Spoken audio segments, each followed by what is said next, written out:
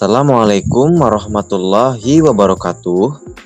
Halo Sobat Latsar, perkenalkan kami dari peserta Latsar golongan 3, angkatan 37, kelompok 4, sub kelompok 1, Provinsi Kalimantan Selatan. Kelompok kami beranggotakan 5 orang. Yang pertama ada saya sendiri, Muhammad Yusran Salih. Saya bertugas di UPTD SD Negeri 2, Kebun Raya, Kecamatan Kintab.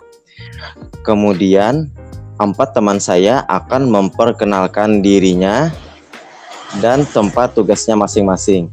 Silahkan, Ibu Mega dulu. Baik, nama saya Mega Permatasari. Saya bertugas di Puskesmas Asam-Asam. Kemudian, Ibu Nida, silahkan Bu.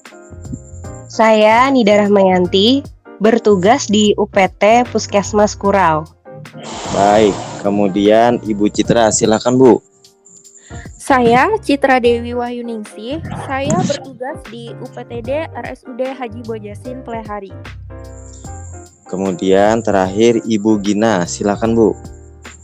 Saya Elgina Hafnida Asadat. Saya bertugas di UPTD SMP Negeri 6 Bati-Bati. Terima kasih.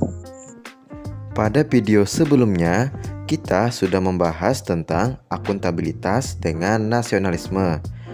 Nah, pada video kali ini, kita akan lanjut membahas tentang etika publik, komitmen mutu, dan anti korupsi. Kita mulai dengan etika publik.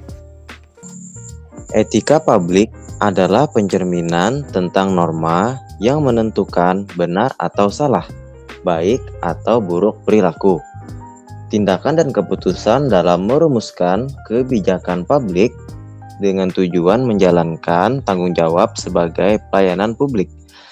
Etika publik merupakan gabungan dari kata etika dan publik. Etika di sini dapat diartikan adalah seperangkat norma atau aturan yang mengatur tingkah laku yang merupakan pencerminan atas baik buruk atau benar salah yang harus dilakukan. Sedangkan publik adalah suatu kumpulan masyarakat dalam satu tempat. Melalui interaksi antar masyarakat akan terbentuk nilai-nilai yang disepakati dan dianut sehingga akan muncul yang dinamakan adat istiadat. Kemudian akan dilanjutkan oleh Ibu Mega. Silakan Bu Mega. Baik, terima kasih Pak Yusran. Implementasi dari sikap etika publik yang bisa diterapkan dalam kehidupan sehari-hari, misalnya mengenakan pakaian yang rapi dan sopan sebagai pelayan publik, membudidayakan perilaku 5S, senyum, salam, sapa, sopan, dan santun, baik terhadap atasan, rekan kerja, maupun masyarakat, kemudian bekerja dengan baik, cepat, dan tepat, serta memberikan pelayanan prima kepada publik. Terima kasih Ibu Mega.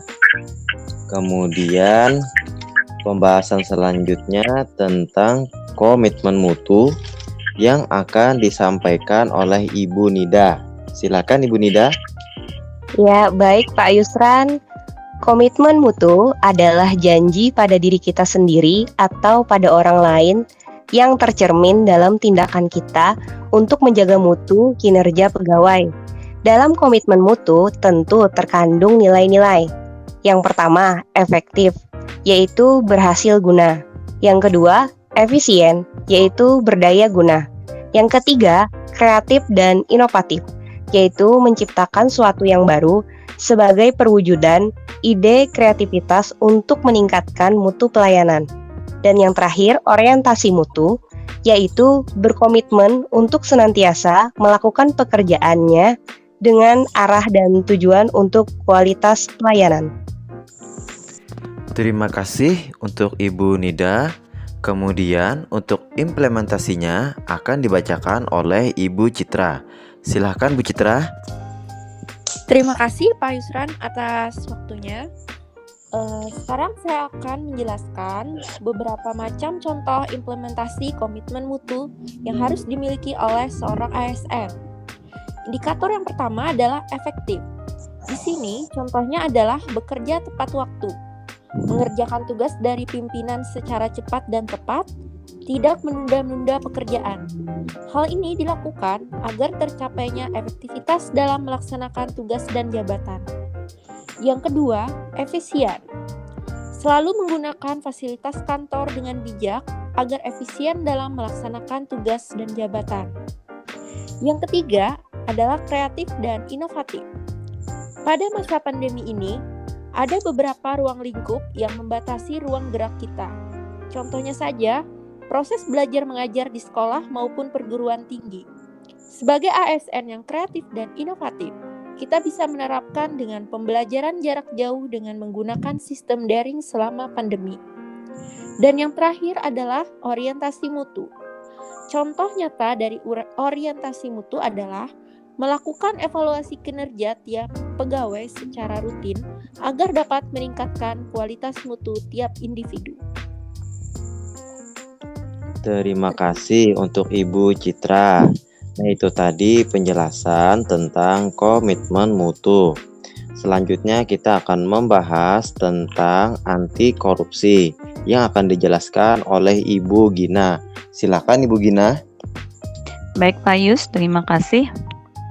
Sikap anti korupsi adalah sikap dan perilaku untuk tidak mendukung adanya upaya untuk merugikan keuangan negara.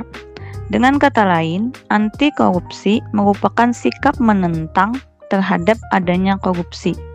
Korupsi dapat terjadi saat kita tidak menanamkan nilai-nilai anti korupsi dalam diri, sehingga dengan menumbuhkan nilai integritas dengan sangat baik dalam diri kita, maka korupsi dapat dihapuskan. Terdapat 3 konsep dari nilai anti korupsi, yaitu nilai inti, etos kerja, dan nilai sikap. Nilai inti dari anti korupsi yaitu jujur, tanggung jawab, dan disiplin. Selanjutnya, nilai inti dan etos kerja dapat dicerminkan melalui nilai sikap yang berani, peduli, dan adil.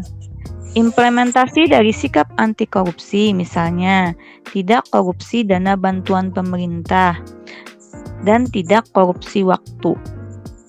Misalnya, tidak pulang lebih awal dari jam kerja untuk pergi jalan-jalan ke mall. Demikian Pak Yusran.